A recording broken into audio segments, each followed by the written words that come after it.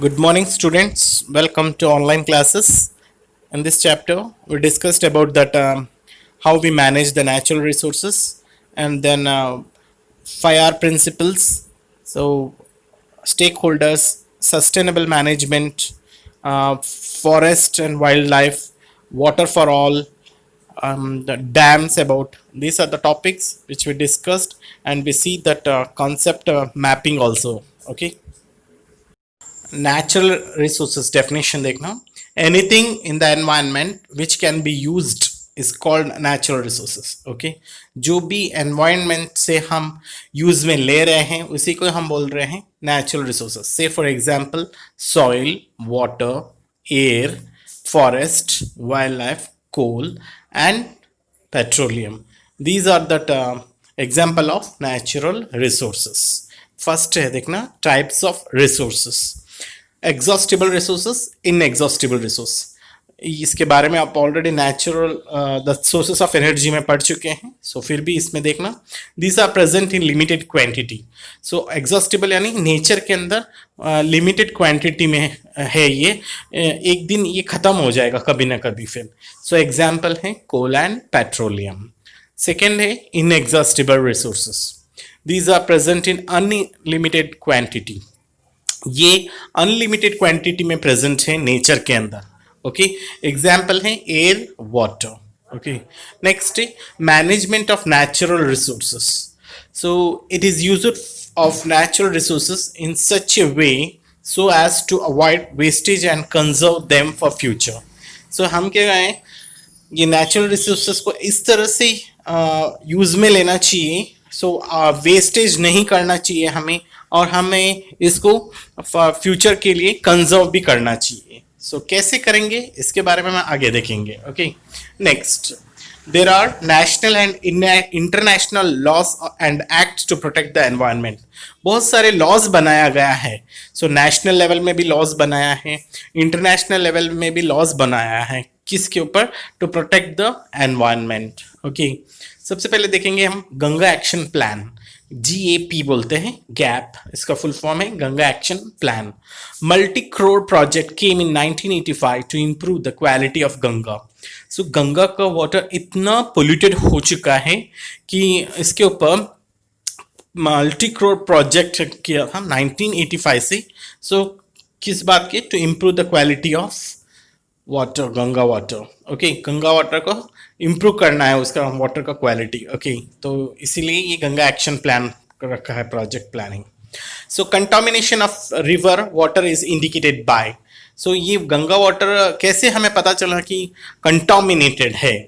The presence of coliform, a group of bacteria found in human intestine whose presence indicated contaminated by disease causing bacteria.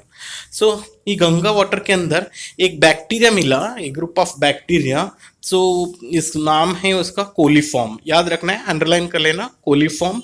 सो पूछ सकते हैं ये human small intestine के अंदर presence रहता है. अगर गंगा वाटर के अंदर रहता है, जो अगर ह्यूमन बॉडी के अंदर जाएगा तो कहाँ प्रेजेंट होगा? ये ह्यूमन इंटेस्टाइन के अंदर. ओके, ये बता रहा है कि कोलिफॉर्म प्रेजेंस होने के कारण गंगा वाटर कंटामिनेटेड हो चुका है, यानी पोल्यूशन हो चुका है. The pH of water that can be easily checked by using universal indicators. So आपको पता है सेकेंड चैप्टर में हमने pH पेपर्स, so उससे हम पता कर सकते हैं तो क्वालिटी ऑफ वाटर. सो हम न्यूट्रल होगा तो उसका पीएच में क्या होगा? 7 होता है फिर उसका पीएच मेजरमेंट में. सो अगर एसिडिक होगा तो बिलो 7 होगा, बेसिक होगा तो एबो 7 होगा पीएच इंडिकेटर से. Okay, this is about that Ganga action plan. So management of natural resources देखना, उसके हाउ कैसे हम मैनेज करना है नेचुरल रिसोर्सेज में. That is 5R principles to save the environment. Environment को सेव करने के लिए हमें 5R प्रिंसिपल अडॉप्ट करना पड़ता है लाइफ में. सो दैट इज 5R का मतलब है refuse, reduce, reuse, repurpose, recycle. Okay, so ये है 5R प्रिंसिपल्स का मतलब है. सो फर्स्ट वन देखेंगे हम, refuse. To say no to things you don't need. जो आपको नीडेड नहीं है वो थिंग्स को आपको उसको लेना भी नहीं चाहिए और मना भी करना चाहिए आपको. फिर से for example plastic carry bags. Plastic carry bags ये नेसेसरी नहीं है हमारे लाइफ में, सो हम यूज़ में ले सकते हैं। जैसे जूट बैग्स है, पेपर बैग्स है, क्लॉथ बैग्स है, इसको ज़्यादा से ज़्यादा हम यूज़ करेंगे तो हम प्लास्टिक कैरी बैग्स को अवॉइड करना चाहिए फिर, ताकि हम एनवायरनमेंट को सेव कर सकते हैं फिर। सेकेंड है रेड्यूस।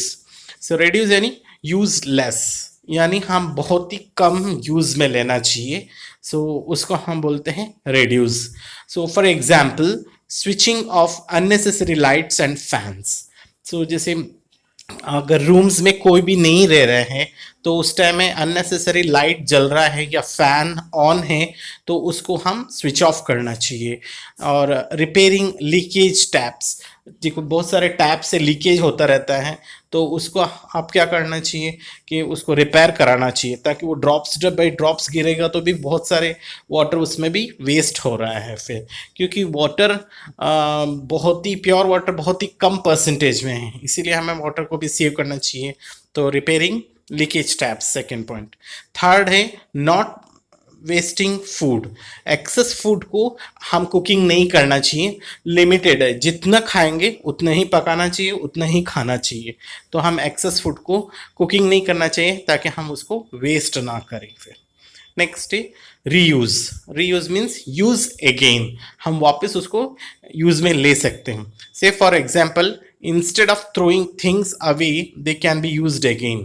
सो कोई भी चीज़ है हम बाहर फेंकने से अच्छा कि उसको रीयूज में ले सकते हैं। जैसे water after washing dal etcetera can be used for watering plants. कोई भी वेजिटेबल्स है, फ्रूट्स है, उसको हमने वॉश कर दिया, उस वॉश कर जो वाटर को हम प्लांट्स में डाल सकते हैं तो वो रीयूज है।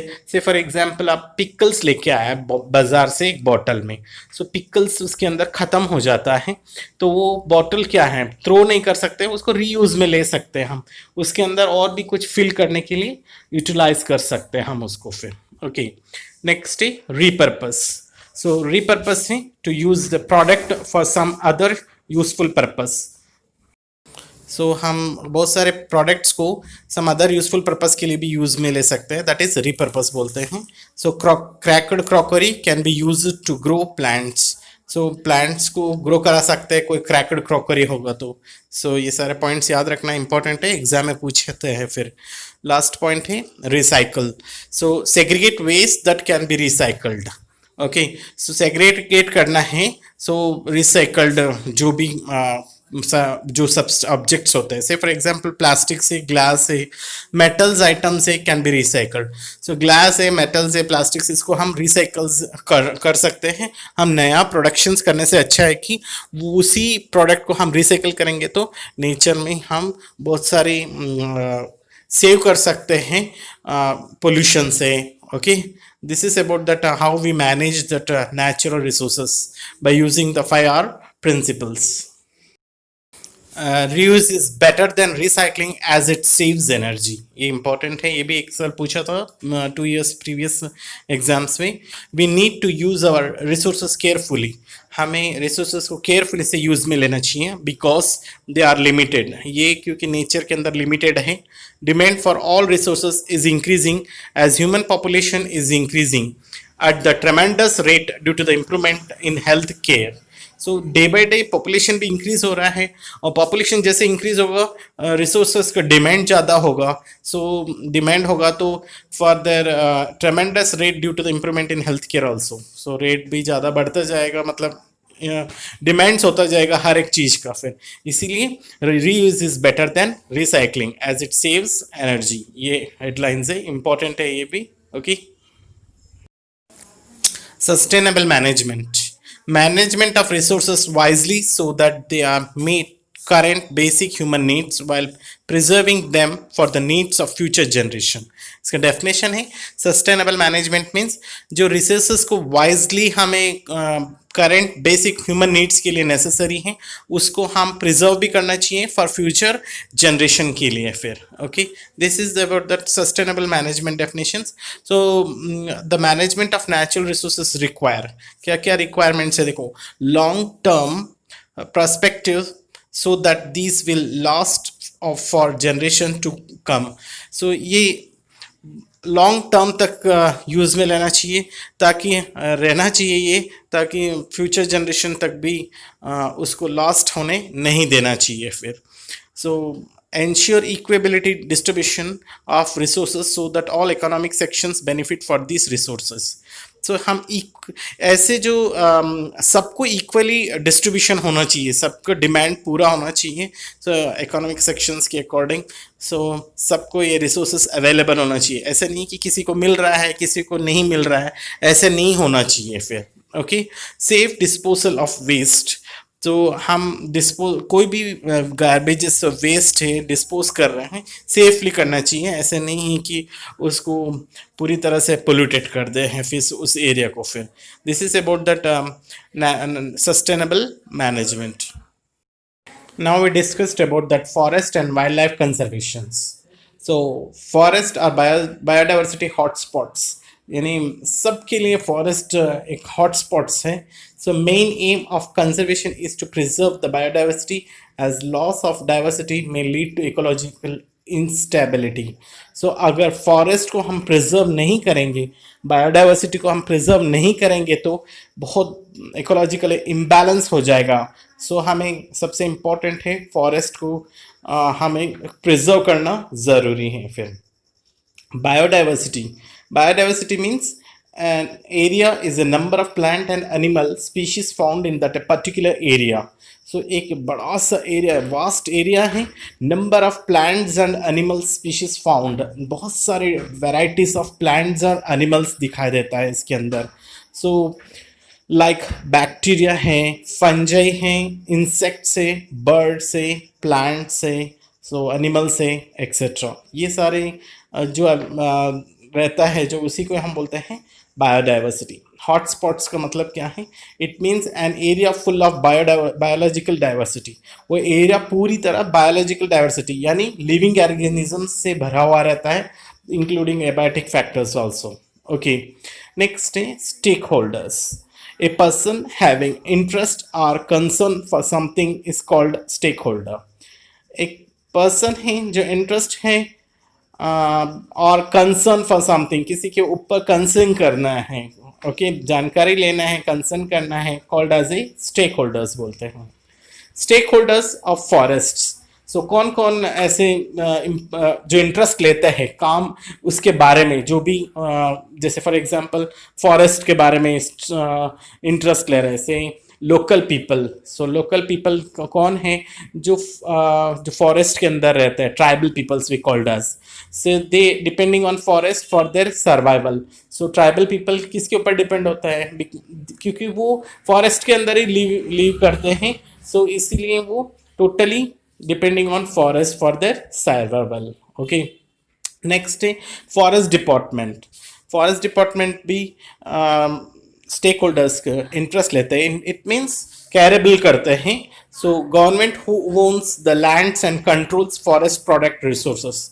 सो गवर्नमेंट से जो लैंड को देखभाल करते हैं और कंट्रोल्स करते हैं फॉरेस्ट प्रोडक्ट रिसोर्सेस को. जो भी प्रोडक्ट्स है उसको कटिंग करने नहीं देते फॉरेस्ट को unnecessarily.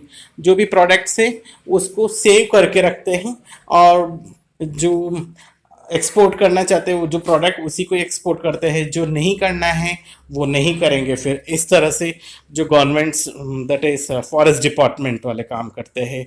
Next industrialist wildlife. So and nature enthusiast who use various forest produce. So बहुत सारे industrial wildlife and natures ऐसे भी इंटरेस्ट लेते हैं इंडस्ट्रियलिस्ट. और ये सारे क्या बहुत सारे प्लांट्स हैं ग्रो करते हैं और नेशनल जो एनिमल्स हैं वहाँ पर इजीली फ्री लिविंग करने देते हैं उनको भी. सो इस तरह से होता है जो हम बोलते हैं stakeholders. Okay. So this is about the stakeholders of forest. In next class, we discussed about that various people has played an important role in conservation of forests. Okay, so stay home, stay healthy, be safe. Okay.